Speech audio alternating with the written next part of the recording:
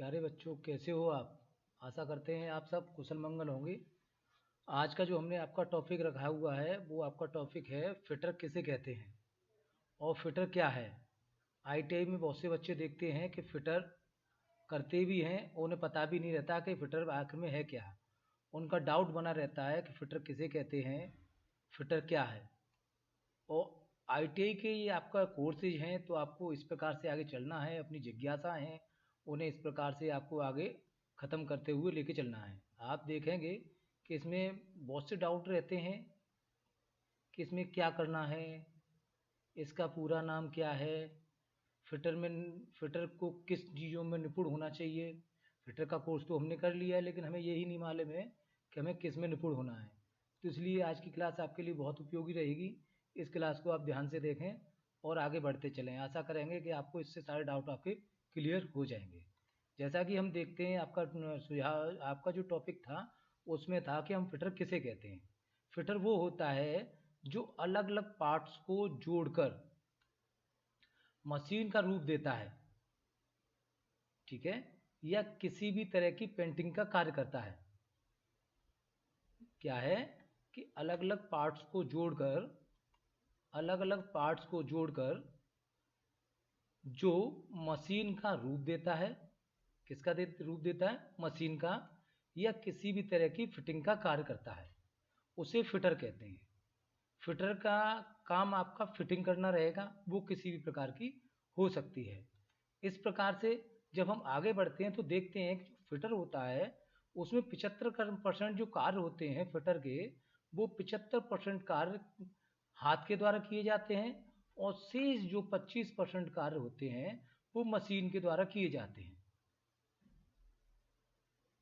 जो फिटर जिस कार्य में दक्ष प्राप्त कर लेता है उसी प्रकार के नाम से पुकारा जाता है। जिस तरीके से आप देख पा रहे हैं कि कुछ हाथ से काम हो रहा है, कुछ मशीन से काम हो रहा है। जो हाथ से काम करने का रेशियो है वो आपका कितना है, 75%। कितना है, 75%।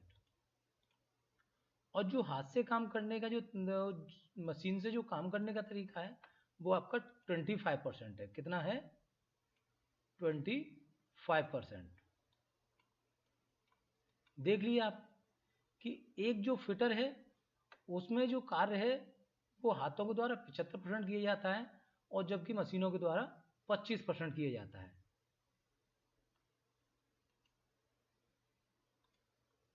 इसमें होना चाहिए कि फिटर को निम्नलिखित कार्यों में निपुण होना चाहिए। किस किस में निपुण होना चाहिए, फाइलिंग में निपुण होना चाहिए, कटिंग में निपुण होना चाहिए, ड्रिलिंग में निपुण होना चाहिए, मापने में होना चाहिए, रीमिंग में होना चाहिए, टेपिंग में होना चाहिए, थ्रेटिंग में होना चाहिए, वेल्डिंग में होना चाहिए, ग्राइंडिंग में होना चाहिए, मरम्मत में होना चाहिए और टर्निंग में होना चाहिए और खुरचन में होना चाहिए। इस प्रकार के जो 12 तरह के टाइप हैं फिटर को, इनमें क्या होना चाहिए, कंप्लीट होना चाहिए। कंप्लीट होगा तभी वो फिटर माना जाएगा। ठीक है, आपका जैसे ही आपका कंप्लीट होता है आप फाइनली क्या कर ले कहलाते हैं, फिटर। आप फाइनली एक फिटर बन जाते हैं अगर आप अपनी चीज़ों में कंप्लीट हो जाते हैं।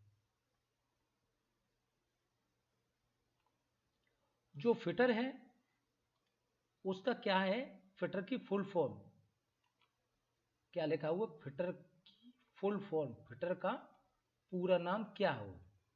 जैसे हम देखते हैं फिटर हमारा एफ जो स्पेलिंग होती है FITTER होती है, जिसमें फिटर एफ फर्स्ट का मतलब है फिटनेस। फिटनेस का मतलब है शारीरिक रूप से सुदृढ़।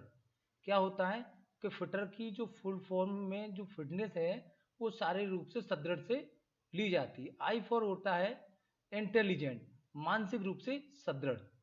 टी फोर होता है टैलेंटेड, कार्य सीखने में योग्यता।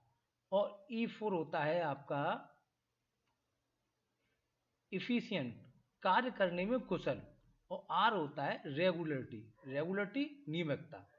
जिस तरीके से आपको इन चीज़ों में निपुण होंगे आप, आपको बताया गया था इन चीज़ों में निपुण होंगे, उसके बाद में आपका जो पूरा नाम है फिटर का वो इस तरीके से आपका FITTER है। उसके बाद में जैसे आपको ये सारी योग्यता हो जाती हैं, इन 12 पॉइंटों में आप निपुणता हासिल कर लेते हैं, उसके बाद आप बिकम ए फिटर, एक फिटर आप बनकर कंप्लीट हो जाते हैं।